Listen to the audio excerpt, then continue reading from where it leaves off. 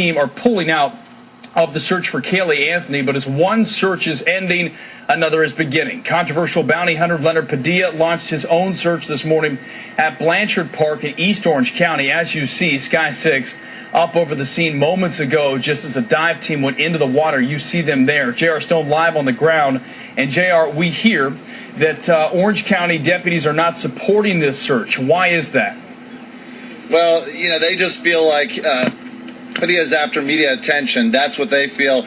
But I can tell you the biggest news to come within the last half an hour or so is Padilla is now telling us that regardless if they find something or if they don't find something, they're going to hold a memorial service for Caylee Anthony tomorrow. And that's news that we just learned of within the last 15 minutes. Now, let me step out of the way. And you can see the small crowd that's actually built around here. There are two divers. It's really hard to see from where we're standing. This is as close as we can get, though, because of our cords and the bike path. I can tell you there was a delay in going in the water because Leonard Padilla and his crew wanted to make sure they had approval before they went in. They got that approval. They're in the water as we speak. We want to get straight to some of the video. You can see there are two divers in that water.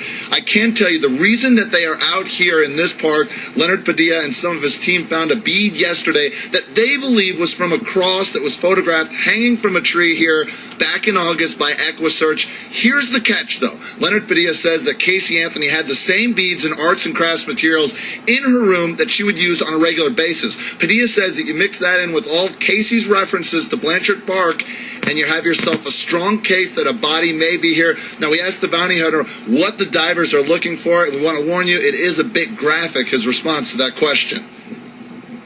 It would be just liquid and bones. There would be no meat, nothing like that, no soft tissue, nothing like that. It would just be bones. So we're hoping that even if turtles got a hold of it or the critters in the water got a hold of it, that some of the bones would spill on the sandy part of the beach, which goes out.